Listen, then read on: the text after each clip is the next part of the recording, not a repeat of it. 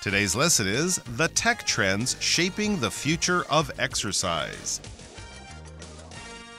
Hello, everyone. I'm Mike. I am Roger, and we're talking about exercise in today's program. Of course, most of us sit in the office all day long, or we're at school all day long. So exercise is very important, but it's not like the past when you went for a jog and maybe you brought your watch with you and that was it. And nowadays, if you exercise, we've got all sorts of technology to help us out. Do you get daily exercise, Mike? I try to, yes, and I don't use any tech or as little as possible. To be honest with you, I can take my bike out to the Riverside Park, and that's nice and low tech. Or if I go to the gym near my house, of course, I can use the machines. I have one or two settings. I stick with those. I don't know what most of the buttons do, and to be honest with you, I don't really care. Right. Most people, however, are kind of convinced that technology is necessary if you want to get a good workout. I'm kind of like you. I'm kind of traditional. I like to just go out and ride my bike or lift weights and listen to music while I'm doing it. I don't need some program or something like that to help me exercise, but some people do. So we're going to be talking about the technology trends which are shaping the future of exercise. Let's find out what this is all about. Let's listen to the first part right now. The Tech Trends Shaping the Future of Exercise. Fitness 2.0 has arrived. Thanks to rapid technological improvements, the cutting edge is becoming commonplace, and the future holds even more exciting possibilities. Let's explore some of the latest trends shaping the fitness industry. 大家好，第一部分介绍形容词 commonplace， 它的意思是常见的或是普遍的。例如 Nowadays, it's commonplace for couples to not have kids. 现今夫妻没生小孩是很常见的事。或者Electric cars are becoming more commonplace on the roads. 电动汽车在路上变得越来越普遍了。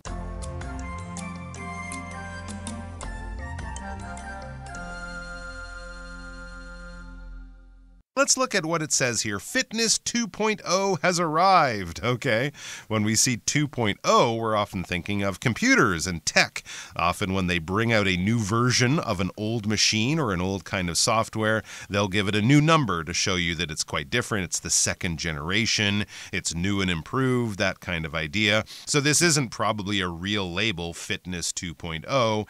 It's just saying that the old fitness of just running on a machine or riding your bike or lifting weights, oh, that's so old. That's your grandfather's gym experience. That's for the dinosaurs. We're doing things in new ways now.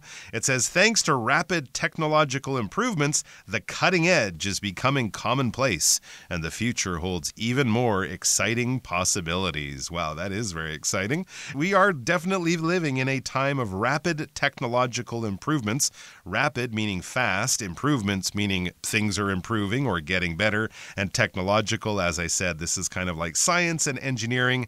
When people see technological, they're often thinking of the latest machines on the market doing the newest, most cool things for people. Right. Technological has to do with technology, basically, and that's skills and machines and things like that that are designed to improve our lives. And the cutting edge refers to the latest technology, the one that everybody wants to get their hands on. It's the latest version. It's the latest one to have come out. So it's the edge that actually cuts. It's the one that actually makes the biggest difference in people's lives, and it's becoming commonplace. Commonplace is the exact same thing as common, but commonplace is a longer word and it sounds fancier, so a lot of times people use this instead of the word common. So it's becoming quite commonplace. It's pretty much all over the place, but the future holds even more exciting possibilities. So we've got these latest gadgets that we can check out, but of course there will be more of them in the future. And let's explore some of the latest trends shaping the fitness industry. Yes, indeed, these latest trends are affecting us nowadays, and they're going to affect our children in the future. So let's find out what the trends are. First of all, let's talk about wearable fitness trackers. Let's listen. Wearable fitness trackers. Once upon a time, wearable fitness trackers were clunky things that just counted the number of steps you took. These days, sleek wearables like Fitbits and Apple Watches are everywhere. They monitor your heart rate in real time, measure calories burned or steps taken, and even assess the quality of your sleep. What's more, easy app integration allows us to track all this information through our phones. 第二部分看到形容词 clunky 表示笨重的或是拙劣的，例如 The old computer was slow and clunky, making it difficult to use. 那台旧电脑很慢又笨重，使它很不好用。或是 The phone's clunky design turned off many reviewers. 这个电话笨重的设计让许多评论家反感。再来看到形容词 sleek， 它的意思是时髦的、雅致的，或是外形线条流畅的。例如 Mason bought himself a sleek sports car. Mason 给自己买了一辆时髦的跑车。也可以说 I really love the sleek design of my new chair. 我真的很喜欢我新椅子外形线条流畅的设计。继续介绍动词 monitor， 表示监测或是监控。我们可以说 This machine can monitor heart rates. 这台机器可以监测心率。又或者说 A security guard was monitoring the screens for intruders. 一名警卫监看萤幕，查看是否有入侵者。接着看到 calorie 这个单字，它是名词，它的意思是热量的单位，卡路里。例如 Soda has a lot of calories, so I try not to drink too much. 汽水热量很高，所以我尽量不要喝太多。另一句 Roger has been trying to eat fewer calories because he is concerned about his weight. Roger 试着少吃一些热量，因为他担心体重。后面介绍动词 assess， 指的是评估、评价或是估价的意思。举例来说 An expert assessed the health and safety standards at the factory. 一名专家评估了那间工厂的健康与安全标准。又或者说 The manager will assess the team's performance during the quarterly review. 经理将在季度检讨中评估那个团队的绩效。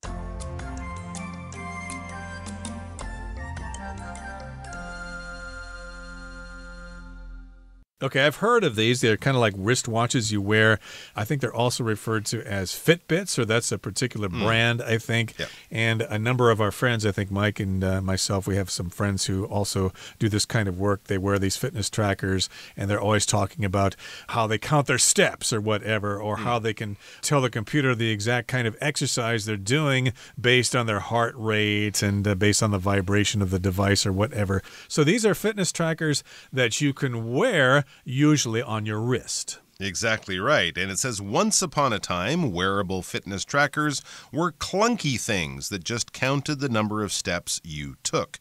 Once upon a time is, as I'm sure many of you know, a very common way of beginning a fairy tale story, but we also use it just to kind of say in the past. So once upon a time doesn't really matter when in the past. And obviously, if we're talking about wearable fitness trackers, we're not talking about the 1870s or anything like that. In the 2010s, or something, this type of thing. But just in the past, before now, wearable fitness trackers, which is basically a long term for saying those watch-like machines that people wear to keep track of their fitness and their exercise. But back in the old days, they were clunky things that just counted the number of steps you took. If you say clunky and you're talking about like a watch-type accessory, I'm thinking it's pretty big. It might be kind of heavy. It might be a little bit uncomfortable to wear after a long period of time because it probably had a screen on it and some buttons you can use to put in settings and change things and whatnot. But yeah, when someone says clunky,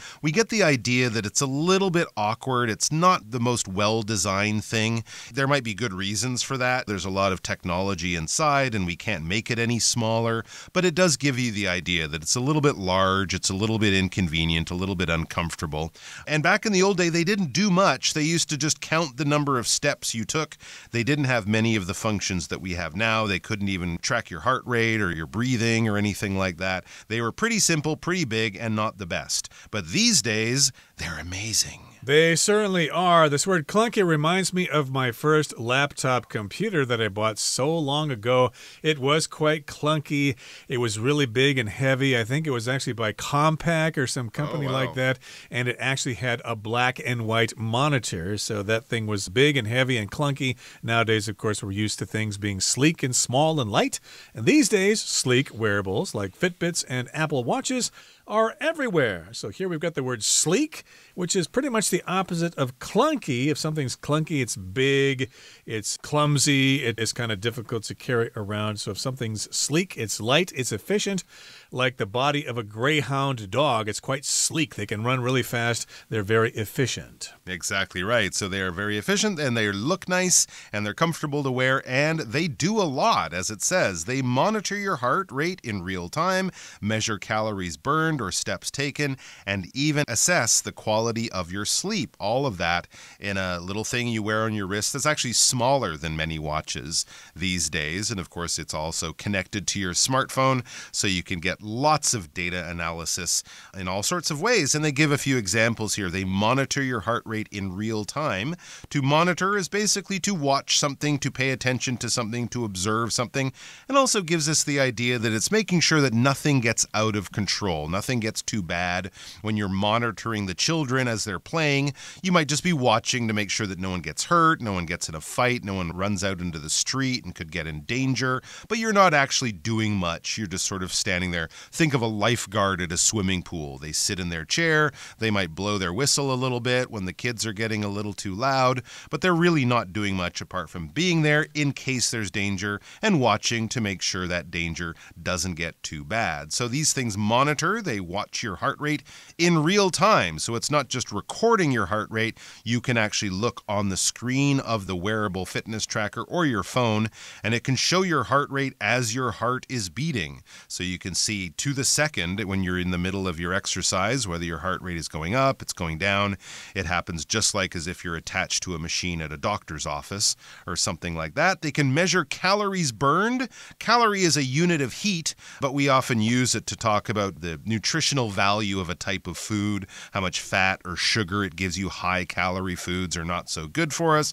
Low-calorie foods would be better for you. Vegetables would have lower calories. Fried chicken would have higher calories. And as you're exercising, you're trying to burn off extra calories. Burning, meaning basically you're using that energy, and we often look at that in the real world as I'm using and burning up and getting rid of fat by burning off these calories. So it can measure that. It can measure your steps taken when you go for a long walk. It'll say that 1 hour walk was 10,000 steps, and it can even assess the quality of your sleep when you're not even awake, but you have that little machine on your wrist. It can tell if you're sleeping well, if you're tossing and turning all night.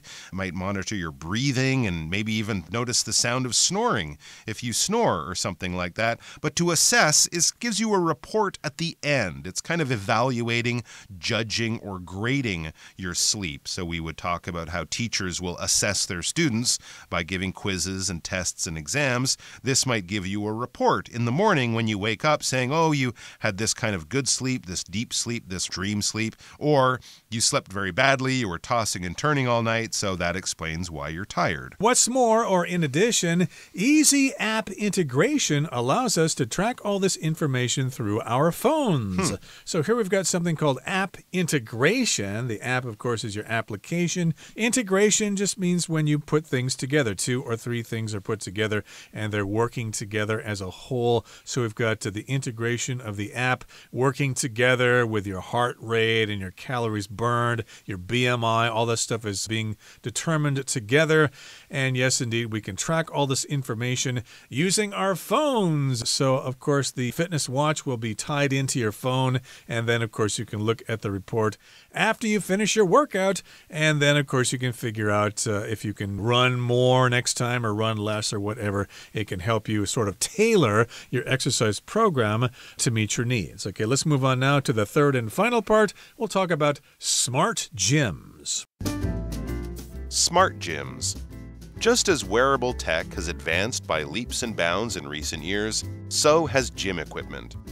The newest generation of exercise machines features a whole host of smart adaptations to help improve workouts. Machines like the Voltra 1 tailor the difficulty of a workout to the strength of the user.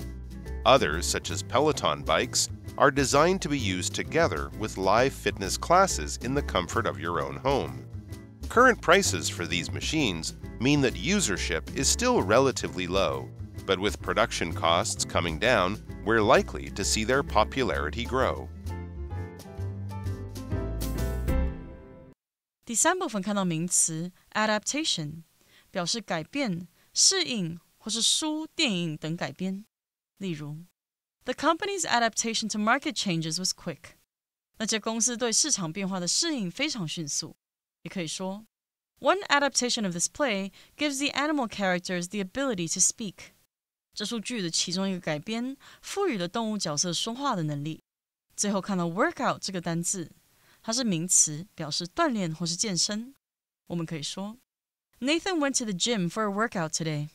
Nathan 今天去健身房健身。最后一个例子 I felt too sick to go to the gym for a workout this week. 我这周不舒服，不能去健身房运动。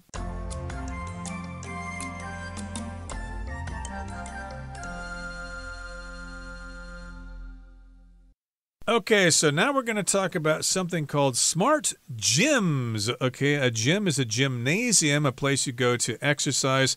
And of course, there are various gyms around Taiwan. You can sign up for a membership and you can go down there maybe 3 or 4 times a week and work out. You can lift weights. You can use the exercise bicycle. You can use the treadmill or whatever. That's the sort of things you can do at a gym. But these are smart gyms. And usually if we see the word smart, we're talking about using computer technology, your phones or whatever. And just as wearable tech has advanced by leaps and bounds in recent years, so has gym equipment. So again, we're talking about wearable tech like heart monitors and fitness watches that you can wear when you work out. So those particular devices have advanced by leaps and bounds. They've advanced greatly in a short amount of time. But just as they have increased or they have advanced, so has gym equipment. So one thing has improved and another one has improved at the same time. We're talking about gym equipment. Again, the things I just listed, weights and exercise machines at the gym. There you go. The newest generation of exercise machines features a whole host of smart adaptations to help improve workouts. So this would very neatly fall under that little title we had in the first paragraph of Fitness 2.0. These are, fitness machines or gym equipment 2.0. The newest generation, that's what we're talking about, the newest versions of these exercise machines. And they feature a whole host or a wide variety, a huge number of choices of smart adaptations to help improve workouts. So something smart, when we say smart in this way, we're not talking about assessing the intelligence of something. We're saying sort of computer-powered, and it has its own electronic brain. It can make a lot of decisions or recommendations for you, right? Smart machines will probably be running a little bit more automatically just by sensing what you're doing with it rather than asking you many questions and having you control every aspect. It can figure out a lot of things on its own. And these adaptations, an adaptation is a change or an improvement, the way something has been altered or adjusted to work better or to be more effective. So these new changes, they're very smart, very user-friendly as well, will help to improve workouts because that's what it's all about. When you're going to the gym, when you're running by the river, when you're riding your bike, when you're lifting weights at home, whatever you might be doing, if you're doing it in order to get fit, stay fit, be healthy, and keep your body nice and strong, you are doing some kind of workout. And if you can improve that by making it more enjoyable, making it more effective, making it more efficient, I think a lot of people would be very interested. So what types of machines are we talking about? Well, let's talk about some of those machines. It says machines like the Voltra 1 tailor the difficulty of a workout to the strength of the user. Very smart. Yes, here we've got the word tailor. That just means it makes special adaptations or modifications to meet your particular needs, okay? Maybe, for example, if you're using a weightlifting machine, it can figure out how heavy the weights for you can be and how many repetitions you can have for each set. So it will tailor the workout to your specific needs. Well, here, tailor as a verb just means it makes modifications or adaptations to fit the particular person. As a noun, a tailor is somebody who's going to make a suit for you. When I used to go to Hong Kong on visa trips back in the day, I would go to tailors there to have suits made, but I haven't done that in a long time. But in this particular case, we're using tailor as a verb. It just makes changes to the thing so that it fits your needs. Yeah, kind of adjusts it or customizes it as well, we could probably say. Others, such as Peloton bikes, are designed to be used together with live fitness classes in the comfort comfort of your own home. Okay, I'm not familiar with the Voltra, but I've definitely heard of these Peloton bikes. They kind of became popular during COVID, I think, when a lot of people were stuck at home. Peloton bikes became very trendy and very hot. I remember reading lots of newspaper articles about them. And these are sort of online internet-connected exercise bikes. So, of course, you can just sit on the bike and pedal and sweat, burn off calories that way. But they're designed to be more interactive. They're designed to be used together with live fitness classes in the comfort of your own home. I'm not sure if they came with a screen or you just used your television, but you would kind of hook it to the internet and your TV, and then you can join classes online or have kind of a coach coaching you and helping you remotely from the comfort of your own home. So you don't have to go to the gym. You don't have to arrange an appointment with a personal trainer. The Peloton system comes with these personal trainers, and you can do it all in the comfort of your own home. We use that word and expression to talk about it's comfortable being at home, but also just the convenience of something, right? When video machines, VCRs came out in the 70s and 80s, people were excited. Wow, I can watch movies from the comfort of my own home. And of course, online shopping allows you to go out and blow a hole in your credit card from the comfort of your own home. You don't have to go downtown to Sogo to spend a lot of money. You can spend it on the sofa with your phone in your hand and your credit card in the other hand from the comfort of your own home. Isn't that nice? Isn't that convenient? And current prices for these machines mean that usership is still relatively low.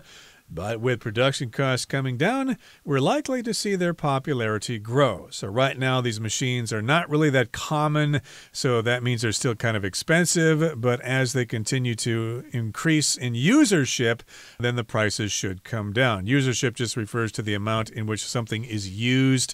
Like if we talk about people taking the MRT, for example, we're talking about ridership, the amount of people who actually ride on the trains. And this is usership, the amount of people using the machines. Hopefully the price will come down in the near future. That brings us to the end of our discussion for today. Here comes Hanny.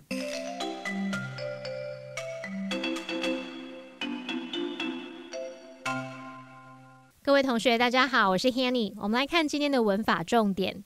课文一开始写到，健身 2.0 已经来临。由于科技的迅速发展，尖端技术已变得司空见惯，而未来还有更多令人兴奋的可能性。文中他用到 the cutting edge， 这是表达某个领域的尖端技术或者是领先地位。Cutting edge 原本是指锐利的刀锋或者是刀刃部位，那么后来就用来比喻走在最前线的最先进的事物。我们可以用 at the cutting edge of 或者是 on the cutting edge of something 去表达在什么居于领先地位。好，如果在 cutting 和 edge 之间加上连字号，就会构成复合形容词 cutting edge 来描述说尖端的、最先进的、领先优势的，像是 cutting edge technology 就可以表达尖端科技。好，顺便补充几个可以表达先进、前卫的用语。第一个是 state of the art， 这个片语呢，原本是指某项科技的目前进步水准，用来表达最新发展最高层次。那么中间常会加上连字号来变成形容词 state of the art， 表达最先进的、使用最先进技术的。那这个形容词呢，常常会去描述设备啊、科技啊、科学等等。像我们可以说 state of the art medical equipment， 就是表达最先进的医疗设备。好，那么第二个我们可以用到 avant-garde， 这原本是个法语词，用在军事上就是指前线、前锋部队。那么现在常常用这个词来当名词表达前卫派，尤其是艺术文化层面。那么它当形容词则是描述前卫的，像 avant-garde art 就是前卫艺术， avant-garde products 就是表达前卫新潮的产品。好，那么第三个介绍的是 at the vanguard， vanguard 是拼作 V-A-N-G-U-A-R-D， 那这个字是表达前锋部队。我们用 at the vanguard 字面意思是在先锋部队中，可以用来形容在某个行动或领域当中居领先地位，像是 at the vanguard of technological developments 就可以表达在科技发展中居领先地位。好，我们读到课文第3部分的第一句 Just as wearable tech has advanced by leaps and bounds in recent years, so has gym equipment. 这正如穿戴式科技近年来迅速发展，健身设备也是如此。那我们这边要介绍的句型是 just as 主词加动词，逗号 so 加上助动词或 be 动词再加主词，这是表达正如什么什么，什么什么也一样。好，那我们看到前半句的 as 是用来引导副词子句的连接词，表达如同。just 是用来强调。那么后半句看到的 so 它是当副词，表达也是。so 的后面可以接子句，所以句型就会是 just as 主词加动词，逗号 so 主词加动词。可是当这个子句跟前面叙述的情况相同时，我们可以省略掉重复的字词，然后呢把主词跟助动词或者是主词跟 be 动词倒装，也就会形成了 so 助动词加主词或者是 so be 动词加主词的形式了。举例来说 Just as our skin needs to be moisturized, so do our lips. 正如我们的皮肤需要保湿滋润，嘴唇也是一样的。好，那这边后半句我们就省略了 need to be moisturized。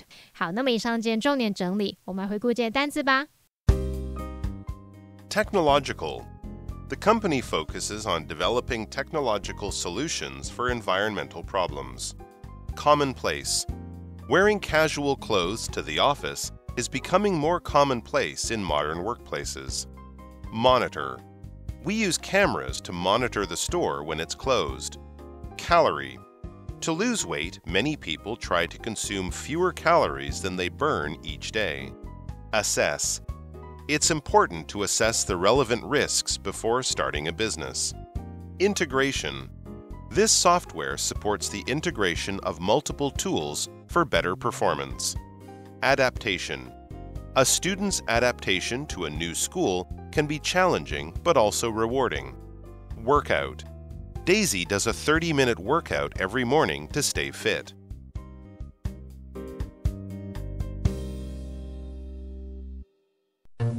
Well, that brings us to the end of another edition of our program, and please make sure you join us again next time. From all of us here, I am Roger. I am Mike. See you next time.